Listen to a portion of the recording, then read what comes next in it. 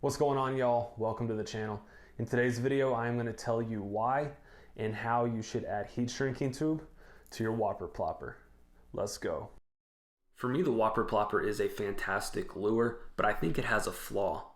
And its flaw is that its back treble hook has freedom to move. And because it has freedom to move, it can get stuck in that back propeller, which means the lure will not be able to function correctly and you'll end up dragging the bait back to you. Now, this doesn't happen all the time, but for me, this is such an important issue to address because the last thing I want to do is waste a cast and potentially miss out on an opportunity to catch a giant fish. Now, for those who don't know, the original Whopper Plopper was made from muskies, and over time, it has made its way into the bass world and it has become extremely popular. But in the bass fishing world, there aren't as many lures like the Whopper Plopper. But in the muskie world, there are dozens and dozens of propeller-style baits like Joe Bucher's Top Raider, or the Tyrant Crusader, or even the Lake X Cannonball Jr. Now, the reason I wanted to show you these baits is because, as you probably noticed, they all have a heat shrinking tube placed on the back hook. It's actually because of musky lures and how common of a practice it is to have heat shrinking tube on a prop style bait that caused me to first take notice of the Whopper Plopper and realize that unfortunately it does not come with a heat shrinking tube. Now, in addition to preventing the back hook from getting stuck in the propeller, a heat shrinking tube will also help cut down on picking up extra weeds, and ideally it will extend your back hook for those fish that like to nip at the bait. Now, one of the questions that I'm anticipating being asked is, does it help catch more fish? And in theory, I think it does position your hooks, especially your top hook, in a better position to catch fish, but evidence-wise, I don't know of any scientific evidence to support one way or the other. Most opinions are, I think, anecdotal by anglers, but one thing I do know is that you will have a much more difficult time catching a fish with the Whopper Plopper if the propeller is not functional and if the back hook is caught in the propeller. Now, what you're going to need for this modification is, of course, a Whopper Plopper, and you can do this modification to any size Whopper Plopper because the hooks can get stuck in all propellers of all the sizes of the Whopper Plopper.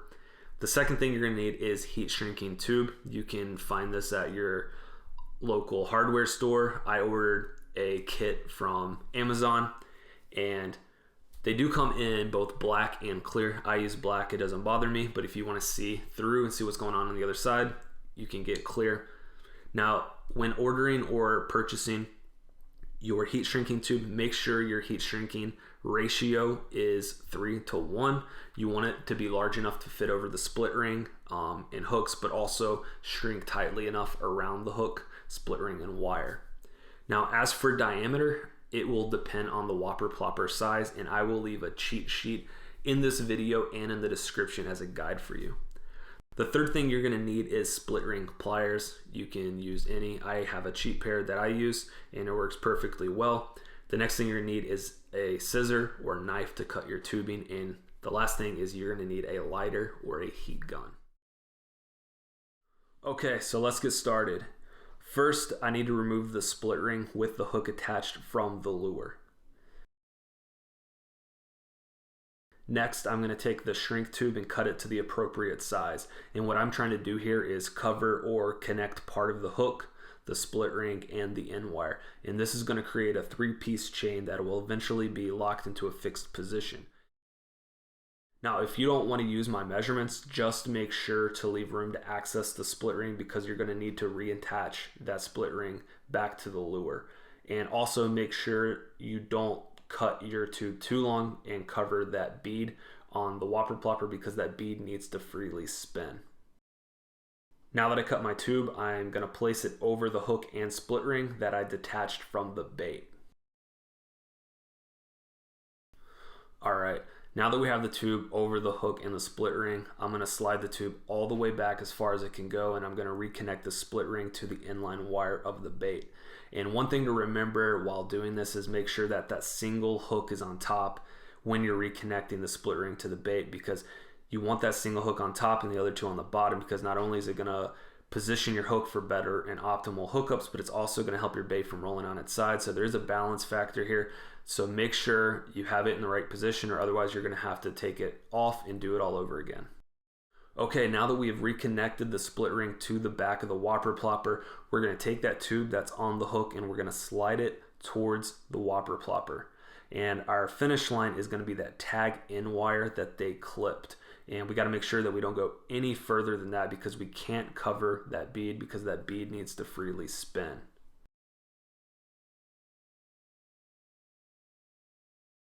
All right, now that you know where you want the tube, I suggest taking your Whopper Plopper and putting it in a position where it's not going to move. I like to use this helping hand. That helps keep everything secure for me.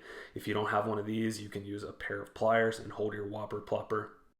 So just make sure that everything is set how you want it before you go to light it.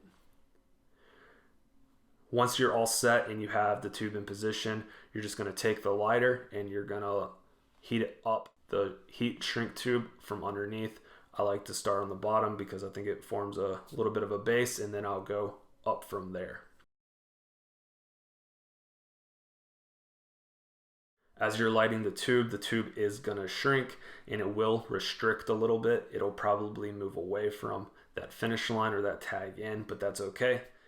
And as you get it formed, try to keep that hook upright and in the correct position and let it cool. It doesn't take too long, just a couple seconds, and you should be good to go.